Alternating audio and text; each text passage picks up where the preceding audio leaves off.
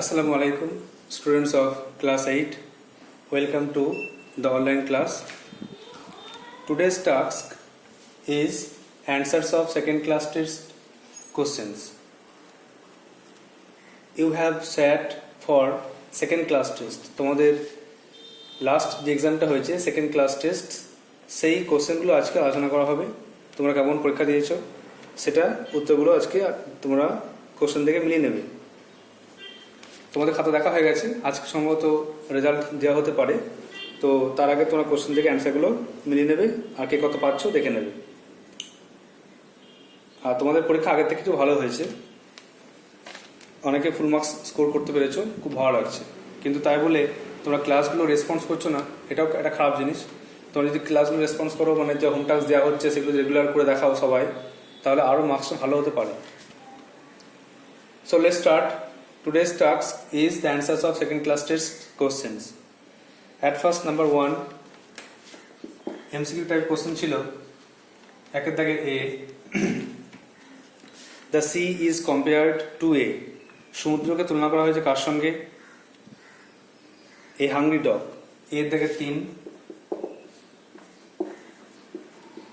A hungry dog. এটি ক্ষুধার্ত কুকুরের সঙ্গে সমুদ্রকে তুলনা করা হয়েছে। বিয়ের দাগে the sea rolls on the beach. সমুদ্রটা সৈকতে গড়িয়ে পড়ে কখন? অল ডে, সারাদিন ধরে। কবিতাটা পড়লেই তোমরা এটা বুঝতে পারবে। সারাদিন ধরে সমুদ্র সৈকতে আছড়ে পড়ে, গড়িয়ে পড়ে। Number C, the sea seen as a dog has. সমুদ্র যাকে দেখা হচ্ছে কুকুরের মতো, তার কি আছে? গ্রেজি পজ, মানে তৈলাক্ত থাবা। তৈলাক্ত থাবা আছে তার, গ্রেজি পজ। এক একটা।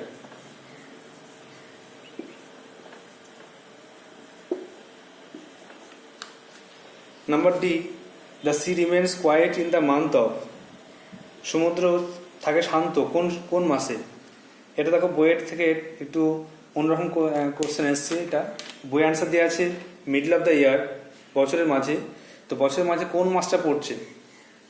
মার্চ, এপ্রিল, মে, জুন, জুলাই। তো মে জুন বইয়ে লেখা আছে, মে জুন মাসে। পোয়েমে লেখা আছে মে জুন মাসে। তো অপশন ছিল জুন মাস, তো এটা জুন মাসই পড়তে হবে। অনেকে লিখেছো যে মিডল অফ দ্য ইয়ার, কিন্তু ওটা অপশন নেই।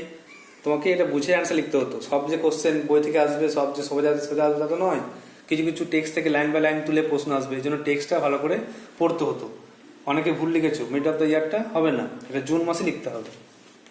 দিয়ে থেকে 3 June.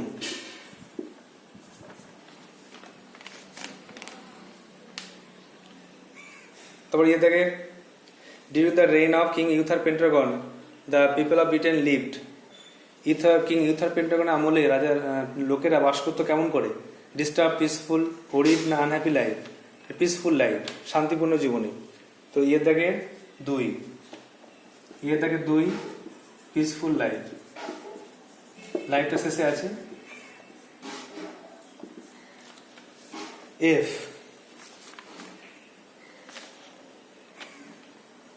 Marlin and sir Ulfius were trusted by the. মার্লিনকে আর স্যার উলফিয়াসকে বিশ্বাস করা হতো কার দ্বারা? কার দ্বারা তাদেরকে বিশ্বাস করা হতো? Opponents of the king, members of the royal family, councillors of the king, না মিনিস্টার অফ দ্য কিং? এরা হচ্ছে members of the royal family, রাজ পরিবার লোকেরা। রাজ পরিবারের লোকেরা কিন্তু মার্লিনকে উলফিয়াসকে খুব ভরসা বিশ্বাস করতো, এই জন্য এটা হচ্ছে members of the royal family. Number 2,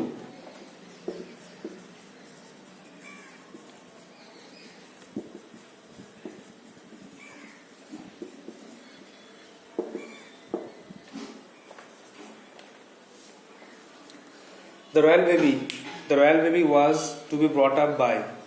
এই রাজবংশের সন্তানটি মানুষ হয়েছে কার দ্বারা? Sir Hector, sir Ulfius, Merlin, Igraine. তাহলে এই রয়্যাল শিশুটি রয়্যাল মানে রাজার ছেলেটি মানুষ হয়েছে কার কাছে? না স্যার হেক্টরের কাছে। তাহলে যে থেকে 3।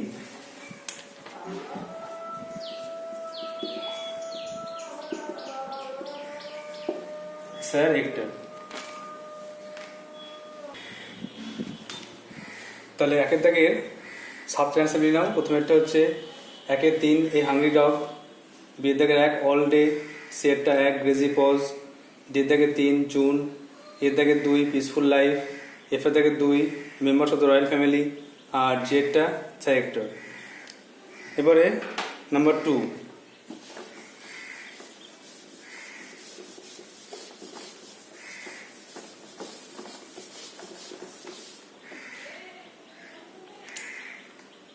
দেখো 2 দাগের এ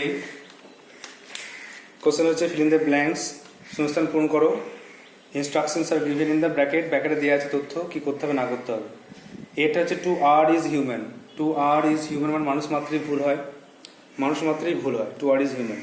pick out the infinitive and write it in the box. Infinitive মানে জানি আমরা, ইনফিনিটিভ মানে 2 প্লাস ভার্ব, ভার্ব আগে 2 যোগ করে ইনফিনিটিভ করা হয়, তাহলে এখানে ইনফিনিটিভ হচ্ছে 2 আর, অ্যান্সারটা হচ্ছে 2 আর। তো এখানে বক্সের মধ্যে এটা অ্যান্সার লিখতে হবে। Number B, identify noun, adjective, adverb, phrase and fill in the chart. 3টে ফ্রেজ আছে। নাউন, নাউন মানে নাম বোঝায়, অ্যাডজেক্টিভ নাউন প্রণালীর বস্তু বোঝায়, আর অ্যাডভার্ব টাইম প্লেস এগুলো বোঝায়। তো ফুড অ্যান্ড শেল্টার, খাবার আশ্রয়, এটা হচ্ছে নাউন ফ্রেজ। তো এটা নাউন ফ্রেজে ঘরে লিখতে হবে। ফুড অ্যান্ড শেল্টার এটা লিখতে হবে নাউন ফ্রেজের ঘরে, বা এরকম দাগ দিয়ে নাউন ফ্রেজ লিখতে হবে। বিয়েতে আরেকটা কোশ্চেন ছিল, feel yourself at home. Feel yourself at home মানে বাড়ির মতো মনে করো, তুই যেখানে আছো এটাকে পরিবেশটাকে বাড়ির মতো মনে করো, রিল্যাক্স করো। তাহলে অ্যাট হোমটা জায়গা বোঝাচ্ছে বলে অ্যাট হোমটা হচ্ছে অ্যাডভার্ব ফ্রেজ, জায়গা বোঝাচ্ছে বলে এটা অ্যাডভার্ব ফ্রেজ। ফ্রেজের ক্লাস আগে হয়েছে, পরেও একটা তখন লেসন প্ল্যানে দেওয়া আছে, পরে আলোচনা করা হবে। সেখানে শুধু মনে রাখো যে কোনো ফ্রেজ মানে গ্রুপ অফ ওয়ার্ডস যদি নাউন মতো কাজ করে তখন তাকে নাউন ফ্রেজ বলে। কোনো গ্রুপ অফ ওয়ার্ডস যদি কাজ করে অ্যাডজেক্টিভ মতো মানে কোনো বৈশিষ্ট্য বোঝায় তখন সেটা অ্যাডজেক্টিভ ফ্রেজ। আর যখন কোনো গ্রুপ অফ ওয়ার্ডস কাজ করে অ্যাডভার্বের মতো মানে কোনো টাইম প্লেস ম্যানার বৈশিষ্ট্য বোঝালে, ভার্বের বৈশিষ্ট্য হোক অ্যাডজেক্টিভ বৈশিষ্ট্য হোক এরকম কিছু বোঝালে তখন অ্যাডভার্ব ফ্রেজ হয়ে যায়। এই নাউন অ্যাডজেক্টিভ অ্যাডভার্বের সংজ্ঞাটা ভালো করে মুখস্থ রাখলি, এক্সাম্পল মুখস্থ রাখলি, এগুলো বুঝতে পারবো। তারপর দেখো সি এর দাগে, সি এর দাগের দুটো কোশ্চেন আছে। Identify the main clause and dependent clause and fill the chart. Main clause কোনটা আগে পুরো লাইনটা লিখে দাও, নাহলে পুরো লাইনটা লিখে তারপরে মেন ক্লজগুলো ভাগ করে দিলে বুঝতে পারবে। Tell me who opened the door. আমাকে বলো যে কি দরজা খুলেছিল। টেল মি একটা পার্ট আর হু ওপেন্ড দ্য একটা পার্ট। টেল মিটা হচ্ছে মেন ক্লজ আর হু ওপেন্ড দ্য ডোরটা হচ্ছে ডিপেন্ডেন্ট ক্লজ। একইভাবে দুইটা করো। নিশ্চয় জানো তোমরা মেন ক্লজ মানে কি, প্রধান বাক্যাংশ, বাক্যে যেটা প্রধান বাক্যাংশ যার অর্থ, বা মেন ক্লজে একটা সাবজেক্ট থাকে, একটা ফাইনাইট ভার্ব থাকে, প্রেডিকেট থাকতে পারে, অর্থ সম্পূর্ণ। আর ডিপেন্ডেন্ট ক্লজ মানে অপ্রধান বাক্য যার মধ্যে সাবজেক্ট প্রেডিকেট থাকলেও কোনো যেটা প্রধান বাক্যের উপর নির্ভরশীল, মানে প্রধান বাক্যের প্রধান ক্লজ বা মেন ক্লজের উপর যে নির্ভরশীল যে বাক্যাংশ তাকে বলা হচ্ছে ডিপেন্ডেন্ট ক্লজ। আচ্ছা, এবারে পরেরটা দেখো, we shall stay at home. We shall stay at home এটা হচ্ছে মেন ক্লজ। আর তারপরে if it rains, if it rains, তাহলে we shall stay at home ঘরে থাকবো, এটা মেন ক্লজ। কেন? এই অর্থ সম্পূর্ণ পরিষ্কার বোঝা যাচ্ছে যে আমরা ঘরে থাকবো। আর যদি বৃষ্টি হয় এটা কিন্তু ডিপেন্ডেন্ট ক্লজ, এটা কিন্তু মেন ক্লজের উপর নির্ভরশীল। এটা আলাদা সম্পূর্ণ নিজের অর্থ প্রকাশ করতে অক্ষম। এভাবে মেন ক্লজ ডিপেন্ডেন্ট ক্লজ ছক করে দেখাতে হতো পরীক্ষায়। অনেকে লিখেছো, তারা ফুল মার্কস পেয়েছো, না হয়নি। এবার দেখো ডি এর দাগে কোশ্চেন আছে, fill in the blanks with the correct phrasal verbs from the list. List থেকে কারেক্ট ফ্রেজাল ভার্ব নিয়ে পূর্ণ করো। The child resembles his grandfather, ছেলেটিকে দেখতে তার ঠাকুরদার মতো। তার রিজেম্বলসটা কি হবে? গিভ আপ মানে ত্যাগ করা, টেক আপটা সদস্য হওয়া, দেখতে একই রকম। আর গিভ ইন মানে সারেন্ডার, হার স্বীকার করা বা বশ্যতা স্বীকার করাকে বলা হয়। তাহলে এখানে রিজেম্বলস লিখতে হবে টেক্স আফটার। অ্যান্সারটা অনেকে টেক আফটার লিখেছো, কিন্তু তোমাদেরকে একটু সিরিয়াসলি লিখতে হতো। টেক্স আফটার কেন করতে হচ্ছে? বারবার ফেজেল হওয়ার অনেকগুলো ক্লাস হয়েছে, ফেজেল হওয়ার অনেকগুলো লিস্ট লেখানো হয়েছে, একটা বই থেকে সমস্ত যেগুলো ইম্পর্টেন্ট দাগ দিয়ে পাঠানো হয়েছে, অনেকবার রিভিশন করা হয়েছে। তো এখনও সমস্যা হচ্ছে যে দেখো, the child resembles his grandfather, ছেলেটিকে দেখতে তার ঠাকুরদার মতো। এখানে চাইল্ডটা হচ্ছে থার্ড পার্সন সিঙ্গুলার নাম্বার, এই জন্য ভাবের সঙ্গে এস বাই এস যোগ হবে। সেক্ষেত্রে তোমাকে টেকের সঙ্গে এস যোগ করে টেক্স লিখতে হবে, টেক্স আফটার লিখতে হবে, সেজন্য অ্যান্সারটা হবে টেক্স আফটার। রিজেম্বলস, যেহেতু দেখো ওয়ার্ডটা রিজেম্বলস, এখানে রিজেম্বল ওয়ার্ডটা সদস্য হওয়া, এর সঙ্গে এস যোগ আছে বলে যে অ্যান্সারটা হবে টেক, তার সঙ্গে এস যোগ করে টেক্স আফটার অ্যান্সার লিখতে হবে। এটা দিয়ে দেখের 1 হলো। দিয়ে দেখে 2 নম্বর আরেকটা কোশ্চেন আছে, দেখো, we should abolish bad habits, আমাদের খারাপ অভ্যাস ত্যাগ করা উচিত। অ্যাবলিশের ওয়ার্ডটার মানে অনেকগুলো হয়, একটা এখানে মানে হচ্ছে উঠিয়ে নেওয়া, অ্যাবলিশ মানে উঠিয়ে নেওয়া, তো এখানে মানেটা হবে অ্যাবলিশ মানে ত্যাগ করা। তাহলে we should abolish bad habits, আমাদের খারাপ অভ্যাস ত্যাগ করা উচিত। তো ত্যাগ করা ইংরেজি কী হবে এখানে? Give up. তো এখানে দেখো অ্যাবলিশের সঙ্গে কোনো কিছু যোগ নেই, এস বা ইডি কোনো যোগ নেই, মানে এটা প্রেজেন্ট টেন্সে আছে, উই শুড অ্যাবলিশ, এই জন্য কোনো চেঞ্জ হবে না। বা ভাবটা যেটা আছে গিভ আপ, সেটাই বসে যাবে। যদি থাকতো অ্যাবলিস্ট পাস্ট টেন্স থাকতো, তাহলে ইডি বসতো, গিভের পাস্ট ফর্ম গেভ হতো। এগুলো একটু মাথায় রাখবে যে কোন টেন্সে আছে, সেই টেন্সের ফর্মটা অবশ্যই মিলিয়ে লিখতে হবে। তাহলে এখানে লিখবো অ্যাবলিশটা গিভ আপ। নেক্সট টাইম যেন এসব ভুল না হয়, নেক্সট টাইম যেন এটা ভুল না হয়। বেশিরভাগ ছেলে লিখেছো টেক আফটার, খুব কম ছেলে টেক্সট করেছো। এটা যারা সিরিয়াসলি পড়াশোনা করছো, যারা রেগুলার আমার হোম টাস্কের অ্যান্সার দিচ্ছ, তারাই পারছো। তো কম ছেলেই অ্যান্সার দিচ্ছ, এই জন্য বলছি বারবার সবাইকে চেষ্টা করো। এখন সবাই তো বাড়িতেই আছো, বাড়িতে তো গার্জেনও আছে, অবশ্যই তোমরা যে সমস্ত টাস্কগুলো দেওয়া হচ্ছে, অবশ্যই হোম টাস্কগুলো সলভ করে দেখাও। আজকে যেমন গ্রামারে অনেক টাস্ক দেওয়া হবে, গ্রামার, ভয়েস ন্যারেশন ডিগ্রি থেকে, ভয়েস ন্যারেশন আর ফেজলাভ থেকে অনেকগুলো কাজ দেওয়া হবে, সেগুলো অবশ্যই তোমরা করে দেখাবে। তো 2 জায়গায় হয়ে গেল।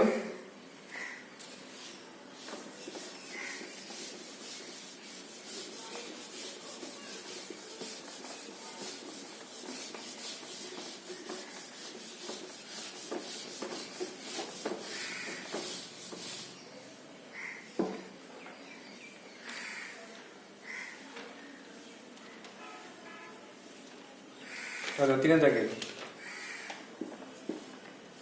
Number 3, what does the sea look like? সমুদ্রকে দেখতে কেমন? The sea looks like,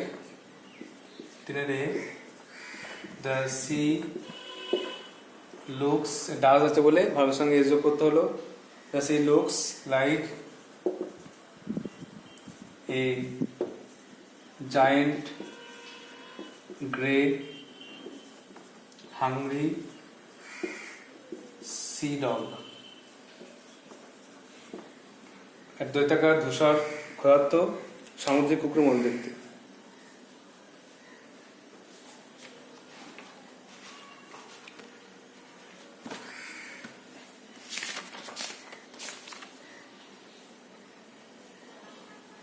dog লিখো, শুধু জায়ান্ট সি ডগ লিখলে হবে।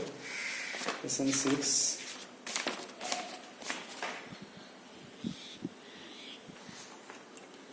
ঠিক আছে। Giant grey hungry sea dog, তাকে দেখতে হয়েছিল একটা ধূসর দৈত্যাকার ক্ষুধার্ত সামুদ্রিক কুকুরের মতো।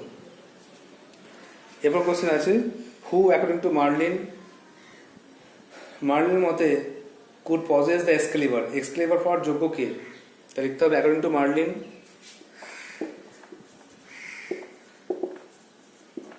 According to Merlin, comma, only an honest and fearless knight who protects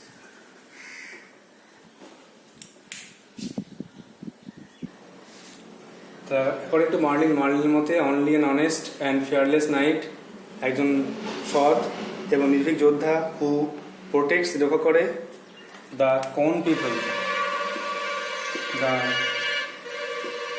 common people. তারপরে কোশ্চেন লিখে দাও, could possess, could P O S S E S S, could possess the এক্সক্যালিবার।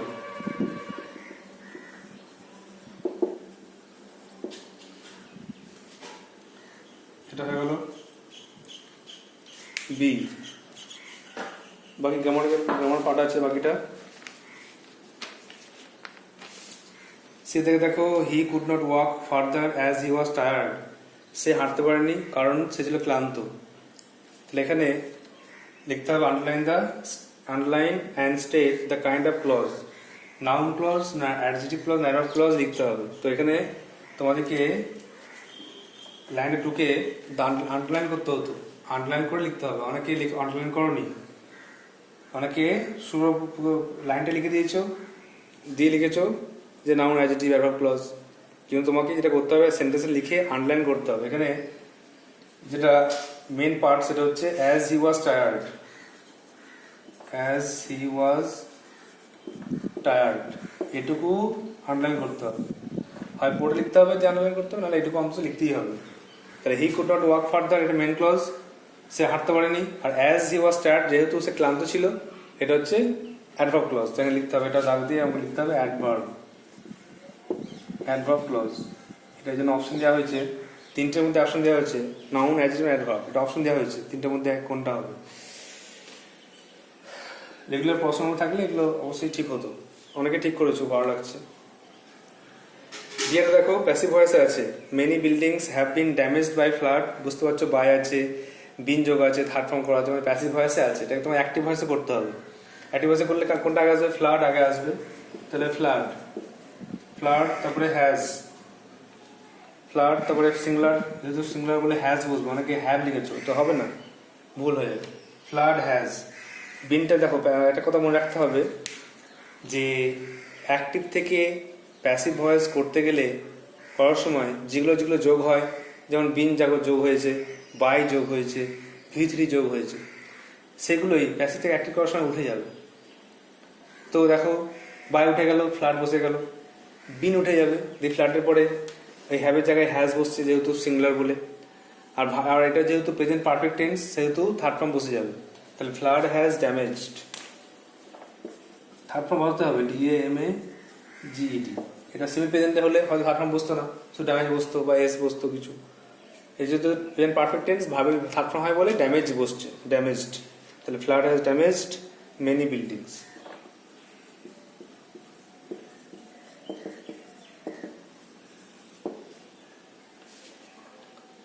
তারপর দেখো ইয়ের দাগের, mother said to her Son do not run in the সান। মা তার ছেলেকে উপদেশ দিয়েছিল যে রোদে দৌড়াও না। তাহলে এখানে মা তার ছেলেটাকে নিষেধ করেছিল। দুটো অ্যান্সার লিখছি, এটা মাদার তার ছেলেকে নিষেধ করার ফরবেড। তাহলে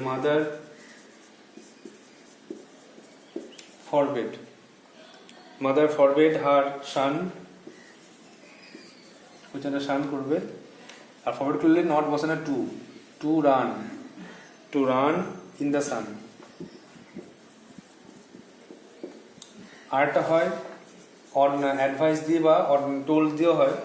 মাদার অ্যাডভাইসড হার সন, এখানে নট টু বসে যাবে, not to run in the sun. তাহলে mother advised her son not to run in the sun, advice দিলে নট বসবে, আর ফরওয়ার্ড মানে নিষেধ করা মানে তখন নট বসবে না। তারপর দেখো এফেক্টটা, এটা খুব ইম্পর্টেন্ট ছিল এফেক্ট কোশ্চেনটা। ট্রান্সলেশনটা খুব গুরুত্বপূর্ণ, তোমরা নিজের ট্রান্সলেশনটা প্র্যাকটিস করতেই হবে তোমাদেরকে। টেন্সটাকে ভালো করে মুখস্থ রাখলে বা টেন্সের রুলগুলোকে বারবার পড়লে ট্রান্সলেশন কোনো আটকাবে না। দেখো কোশ্চেন ছিল ঘন্টা পর আগে ছেলেগুলি সব উত্তর লিখেছিল। তাহলে ঘন্টা পড়া আর ছেলেদের সব উত্তর লেখা, দুটো ঘটনা ঘটেছিল। এটা আমরা জানি অতীতে দুটো ঘটনা ঘটে থাকলে পাস্ট পারফেক্ট টেন্স হয়, তো এটা পাস্ট পারফেক্ট টেন্স হবে। প্রথমে কোনটা হয়েছে? ছেলেরা সব উত্তর লিখেছিল, ঘন্টা পড়ার আগে, তারপরে সব উত্তর লিখেছিল, তারপর ঘন্টা পড়েছিল। তো লিখতে হবে দ্য বয়েজ হ্যাড রিটেন, ছেলেরা লিখেছিল, দ্য বয়েজ হ্যাড রিটেন সব অ্যান্সার্স, অল দ্য অ্যান্সার্স বা all answers. The boys had written all answers, ছেলেরা সব উত্তর লিখেছিল। কার আগে? ঘন্টা পড়ার আগে। আর একটা বলে দিই, দুটো ঘটনা, হ্যাঁ যেটা বললাম যে দুটো ঘটনা ঘটলে পাস্ট পারফেক্ট টেন্স হয়, সেক্ষেত্রে প্রথম ঘটনাটা পাস্ট পারফেক্ট টেন্সে subject plus had plus third form বসে, আর যেটা পরে ঘটনা সেটা কিন্তু মনে রাখতে হবে সিম্পল পাস্ট টেন্স হয়। সিম্পল পাস্ট টেন্স মানে ভার্বের সেকেন্ড ফর্ম বুঝবে। তাহলে the boys had written all answers, ছেলে সব উত্তর লিখেছিল। আর ঘন্টা পর আগে, আগে মানে বিফোর দ্য বেল, ঘন্টা ইংরেজি বেল, আর third form before the bell, আর ঘন্টা বাজা ইংরেজি রিংয়ের ফার্স্ট ফর্ম হচ্ছে rang, before the bell rang. তাহলে ঘন্টা পর আগে সব ছেলেরা লিখেছিল। তোমরা অনেকে রোড লিখেছো, শুধু লিখেছো, রিটেন লিখেছো, এরকম করলে হবে না। পাস্ট পারফেক্ট টেন্সের গঠন অনুযায়ী হ্যাড প্লাস হার্ড ফর্ম করতে হবে, আর এটা সিম্পল পাস্ট লিখতে হবে। তাহলে অ্যান্সারটা শুনে নাও, the boys had written all answers বা অল দ্য অ্যান্সার লিখতে পারো বিফোর দ্য বেল র্যাং। রিংয়ের তিনটে ফর্ম, রিং, র্যাং আর রাং। তাহলে এইভাবে তোমাদের এই টাস্কটা শেষ হলো। তোমাদের যে সেকেন্ড অনলাইন টেস্টের যে কোশ্চেনটা ছিল তার অ্যান্সার লেখা শেষ হলো। এখন নেক্সট দিনে হোম টাস্ক দেওয়া হচ্ছে, কিছু গ্রামাটিক্যাল পার্ট তোমাদের কাজ থাকবে।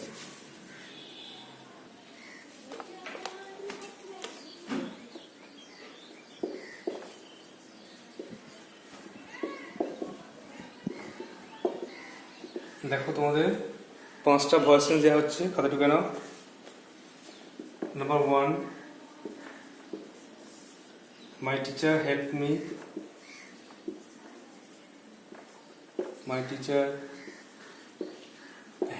me, Number 2, do you like tea? Number 3, close the door. Number 4, discipline should be maintained.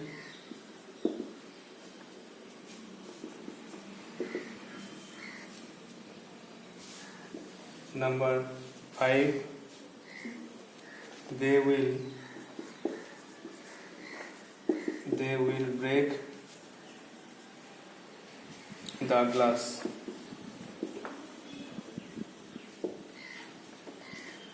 এই 5টা দেওয়া হলো। এগুলো হচ্ছে মিক্সড এক্সারসাইজ, মানে অ্যাসার্টিভ, ইন্টারোগেটিভ, ইম্পারেটিভ সব মিশিয়ে দেওয়া আছে, টেন্স অনুযায়ী মিশিয়ে দেওয়া আছে, ফিউচার টেন্সও আছে। তো এগুলো অ্যান্সার লেখার চেষ্টা করবে। প্রথমে আমার সেকেন্ড আমাকে সাহায্য করেছিল, তুমি কি চা পছন্দ করো, দরজা বন্ধ করো, নিয়মকে মানতে হবে, নিয়ম মেনে চলতে হবে, আর তারা কাঁচটি ভাঙবে।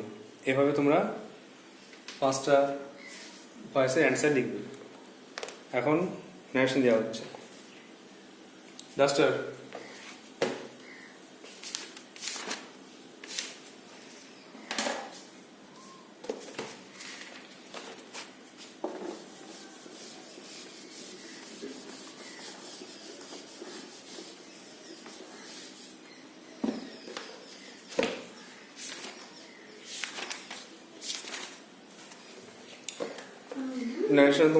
ন্যারেশনে তোমাদের 5টা ভাগ দেওয়া শেষ হয়েছে। তো সেখান থেকে মিক্সড এক্সারসাইজ দেওয়া হচ্ছে, মিশিয়ে দেওয়া হচ্ছে, দেখে নেবে। ন্যারেশন চেঞ্জ 1 নম্বরে, দ্য ট্রেনার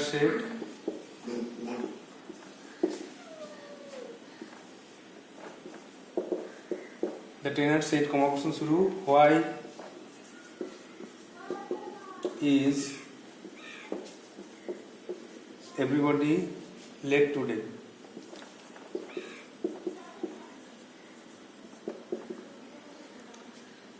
আজকে সকালে দেরি হয়েছে কেন? Number 2, the police said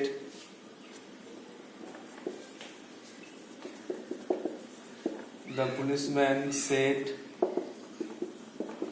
to the thief, comma question শুরু, where have you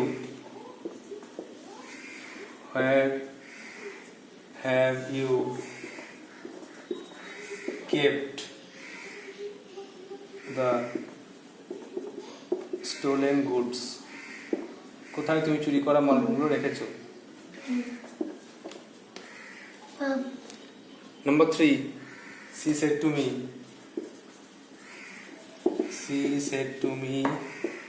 comma question শুরু, are you well?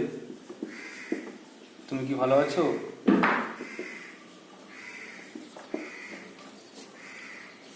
Number 4, he keeps saying,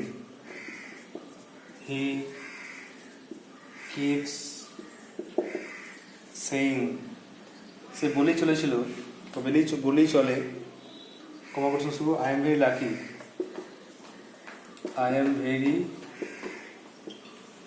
lucky. Number 5,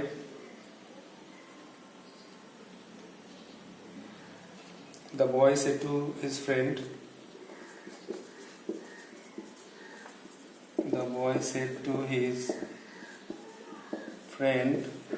comma question শুরু, I went